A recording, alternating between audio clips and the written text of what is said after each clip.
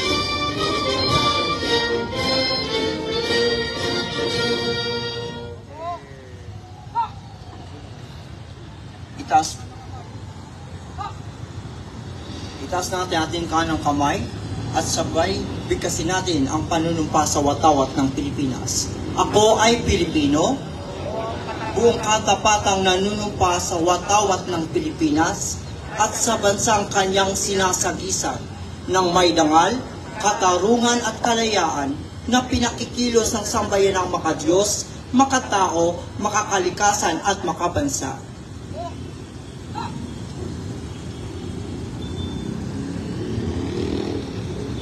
Ilagay po natin ang ating sarili sa presensya ng ating Panginoon. Sa ngalan ng Ama, ng Anak, ng Diyos Espiritu Santo. Amen. Ama namin, pakinggan mo po ang pagtawag namin sa iyong banal na pangalan. Basbasan mo po ang aming pagtitipon at kami kaduguran mo sa araw na ito. Pagyamanin mo po, Panginoon, at maging nakaayon sa iyong kalooban, aming pagkikita-kita mula sa simula hanggang sa katapsan. Masalamin nawa namin ang layunin mong dakila sa aming buhay, at may sagawa namin ngayon ang mga gawain na may kabutihan at pag-ibig sa aming kapwa. Bigyan mo po kami ng sapat na lakas at katalinuhan upang maipahagi naman namin ang aming makakaya sa aming mga kasama sa pagtitipon na ito. Panalangin namin ang lahat ng ito sa pangalan po ng iyong anak na si Jesus. Amen. Sa ngalan ng mga anak ng Diyos Espiritu Santo.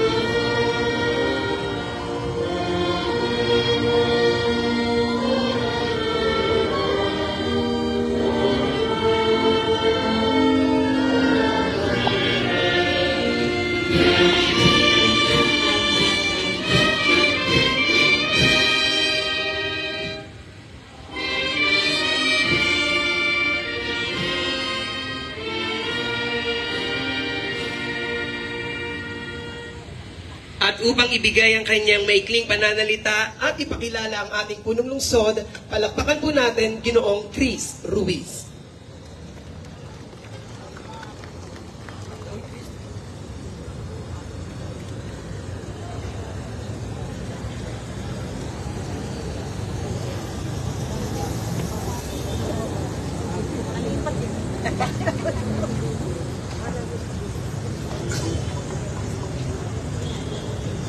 Sa ating minamahal na punong lungsod, kagalang-galang Maria Sheila Hani Lacuna Pangan, gayon din sa ating kalawang punong lungsod, kagalang-galang John Marvin Yulser Monieto, sa ating City Administrator Bernie Ang, Secretary to the Mayor Attorney Marlon Lacson, sa ating Chief of Staff Josue Santiago, sa ating mga konsihal ng 6 na distrito ng Maynila, sa aming mga punong tagapamahala ng bawat departamentong kinabibilangan. Mga kapwa ko kawani ng lungsod ng Maynila, isang magandang umaga at mapayapang araw sa ating lahat. Ang tanggapan po ng Youth Development and Welfare Bureau ay patuloy sa paglilingkod sa lahat ng kabataang Manileño. Kami ay kaisa at kaagapay sa pagkalinga ng ating punong lungsod sa bawat mamamayan ng ating lungsod. Sa mga pagkakataong ito, ipinakikilala ko sa inyo ang ating napakasipag at ating punong lungsod, kagalang-galang Maria Sheila Hani Lacuna Pangan.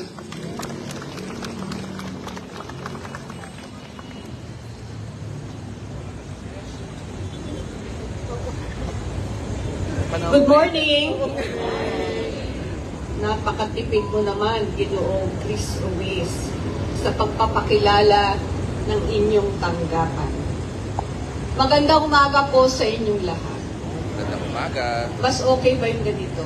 Yes. Wala kayo sa initan. Pero pinapaalala ko po sa lahat ng mga kawani ng lungsod ng Maynila, malapit-lapit na po ang May 2. Ihanda na ninyo ang inyong mga sarili sa maaga nating pagpasok sa araw-araw. Anyway, alam na alam ninyo na dito sa lungsod ng Maynila, lahat ay pantay-pantay. Walang bata, walang matanda. Ganun din ang ginagawa natin sa ating paglilingkod. Ang lahat ng pangailangan ng lahat ng mga sektor ng ating lungsod ay binibigyan natin ng karapat-dapat na atensyon. Andyan po ang ating mga persons with disability at solo parents na tinututukan ng Manila Department of Social Welfare. Andyan po ang ating mga senior citizens na tinutulungan naman ng ating OSCA. Andyan din po ang mga marginalized sector, andyan ang LGBTQ, na nagkaroon ng masayang sama-sama nung Sabado, yung Manila Summer Pride. At syempre, andyan din po ang ating pangangalaga sa ating mga kababayan. Diyan pumapasok ang Youth Development and Welfare Bureau. Ang aking pong pasasalamat sa inyong tanggapan, sa inyong pong mga ginagawa upang mabigyan naman ng pagkakataon ng ating mga kabataan na sila rin ay maging makabuluhan na ating mga kapartner dito sa ating lungsod. Alam na alam naman ninyo, sino ang mga magulang dito? Taas ang kamay. Mga lolo't lola. Ibang-iba na ang mga kabataan ngayon. Diba? Tama ba? Kung ikukumpara natin yung ating mga kapanahunan, iba na po ang mga kabataan ngayon.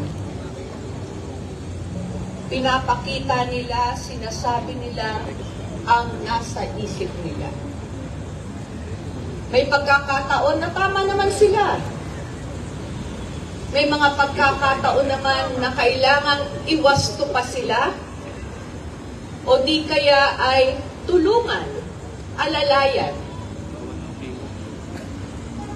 Kaya nga po, sana sa pamamagitan ng ating Youth Development and Welfare Bureau, matutukan natin ang mga kabataan dito sa ating lungsod. Tayo po ay nakausap na rin natin ang DCS. Ibalik natin sa ating pagtuturo ang moral values ng ating mga kabataan. Siguro, panahon na. Hindi lamang tayo tumutok sa academic excellence, kung hindi sa pagkatao rin. Yan ay nagsisimula sa tahanan, sa eskwelahan, at syempre, magre-reflect sa ating lipunan. So tulong-tulong po tayo, simulan po ninyo sa inyong mga tahanan. Gabayan natin ng maigi ang ating mga anak. Hindi natin kailangan silang pagalitan. Imulat lang natin sila sa tama. Siguro naman kapag ito ay ating nagawa, sinisiguro ko walang tatalo sa isang batang Manileño. Magandang umaga po sa inyong lahat. Maraming salamat po. Muli po, palapakan po natin ang ating punong lungsod, kagalang-galang